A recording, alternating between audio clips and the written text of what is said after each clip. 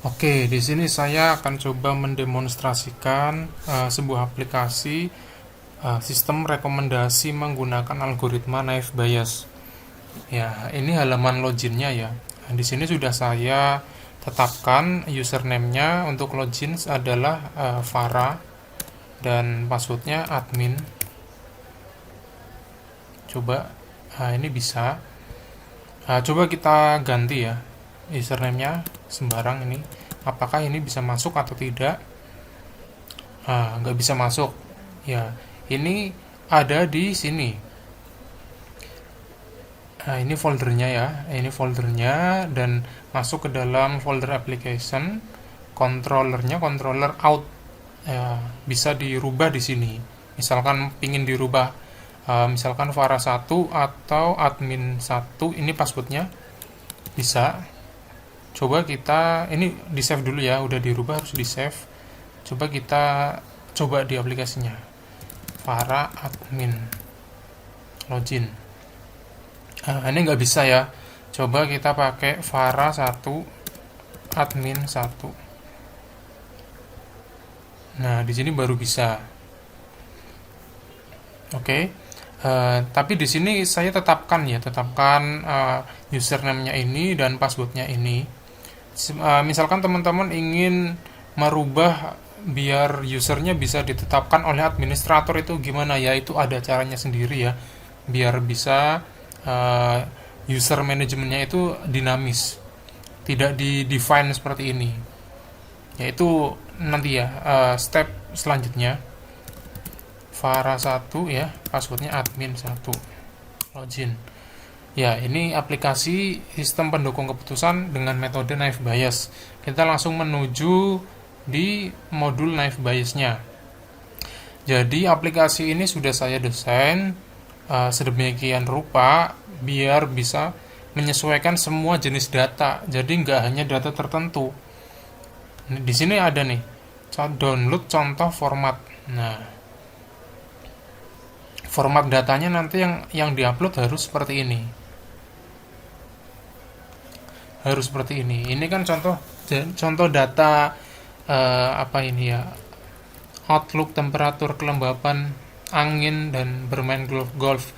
Ini data rekomendasi untuk bermain golf berdasarkan beberapa atribut ini ya. Outlook, temperatur, kelembapan, angin, dan ini labelnya. Ini juga teman-teman bisa mengganti sendiri ya dengan data yang teman-teman punya, bisa diganti misalkan apapun ini ya. Ini yang penting strukturnya seperti ini. Ini kolomnya dan paling terakhir di sini adalah labelnya. Itu bisa banget. Nggak hanya data ini ya, semua jenis data itu bisa. Yang penting di sini adalah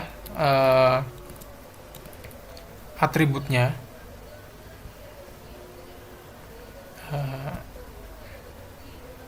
Dan di sini adalah labelnya.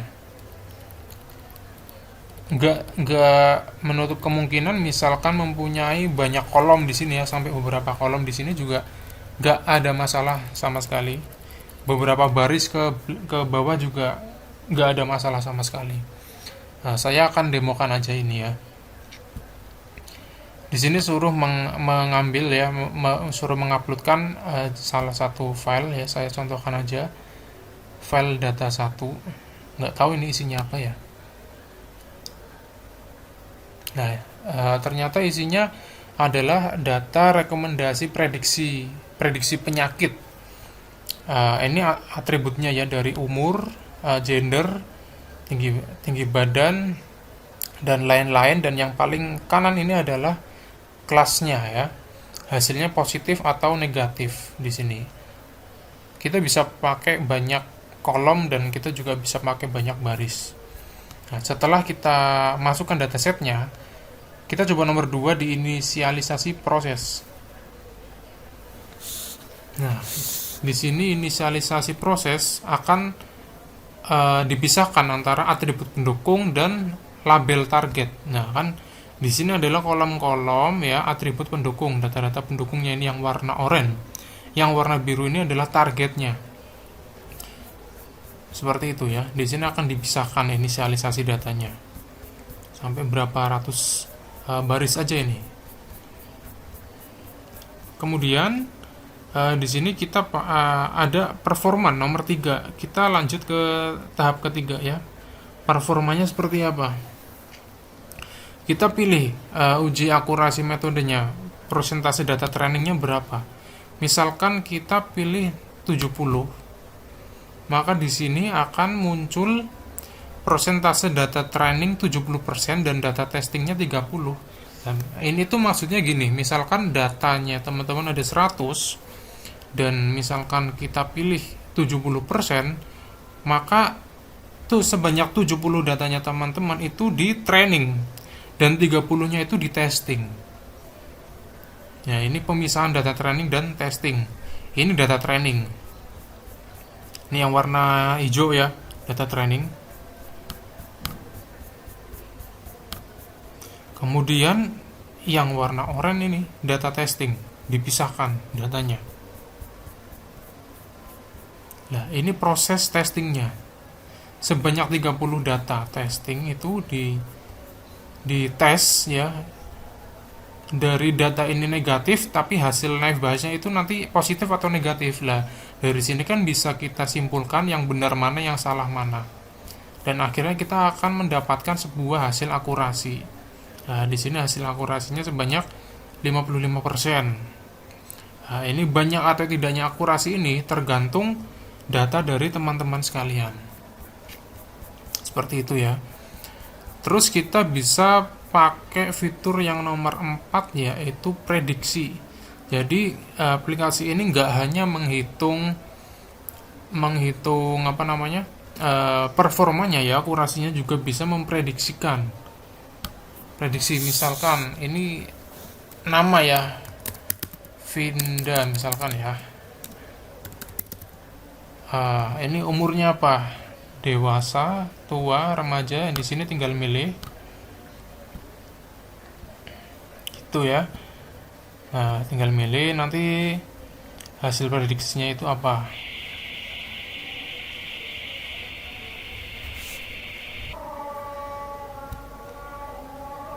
Oke, di sini kita bisa lihat dari pilihan yang tadi ya, kita bisa lihat hasil akhirnya adalah positif dari inputan data yang tadi ya. Remaja ya, umurnya remaja, gendernya female atau perempuan, tinggi badan dan segala macamnya, kita bisa memprediksikan bahwa hasilnya adalah positif. Data ini, prediksi ini adalah hasil dari perhitungan data set ini. Oke. Kita akan coba pakai data lain. Apakah ini bisa atau tidak aplikasi ini? Coba ya. Kita pakai data yang kedua. Nggak tahu ini data apa ya. Saya cuma cari-cari aja di internet ya. Oh, ini data, sepertinya data itu apa? Penilaian ya.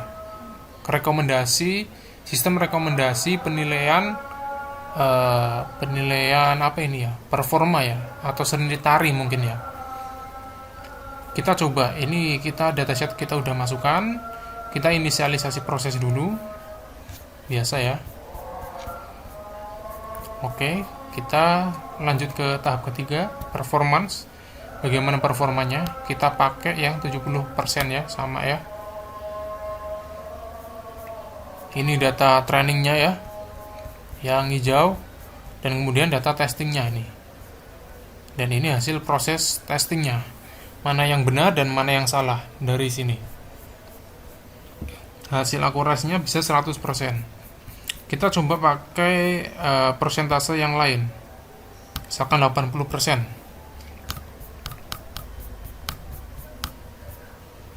Masih 100%. Kita coba kecilkan persentasenya. 60%. 60% data training dan 40% data testing. Masih 100%. Coba kita kecilkan 50%. Nah, di sini akurasinya akan berkurang. Jadi semakin banyak kan ini kan menurut eh, menurut penelitian juga seperti itu ya. Semakin banyak data testing ya, data training akan semakin tinggi akurasinya, dan juga sebaliknya semakin sedikit data training maka akurasi akan semakin jelek, seperti itu. Ini juga seperti itu. Dari training kita kecilkan 50%, di sini akan semakin turun akurasinya jadi 95% ya yang tadi ya. Sebaliknya kita besarkan jadi 80%, 70% data training, maka di sini akan lebih besar akurasinya, seperti itu ya. Ya, terus kita coba prediksi. Di sini ya ini nama ya, terserah. Di sini gerakan bisa kita isikan beberapa ini ya. Jadi ini itu isinya ini adalah mengikuti ya, mengikuti dari dataset. Datasetnya seperti ini. Prediksi ini isinya mengikuti isiannya dari datasetnya. Hebatnya aplikasi ini seperti itu. Ini saya buat sedemikian rupa ya, sefleksibel mungkin dengan jenis data apapun, dan ini juga tidak dibatasi apapun. Dia akan membaca datanya, pola datanya seperti apa, dan menyajikan sebagai form untuk prediksi.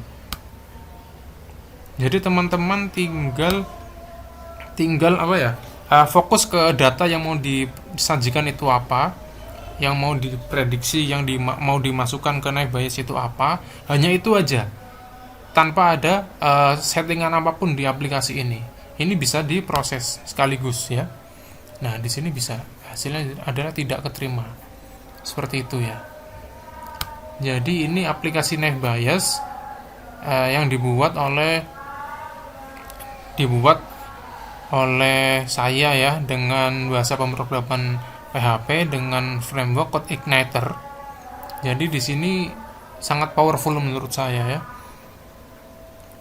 Bisa digunakan oleh teman-teman sekalian sebagai bahan pembelajaran atau bahan uji coba data yang akan disajikan. Biasanya digunakan untuk tugas kuliah ya, teknik informatika, sistem informasi, atau jurusan komputer yang lain ya. Bisa juga digunakan untuk penelitian ya, atau tesis atau skripsi, seperti itu sekiranya.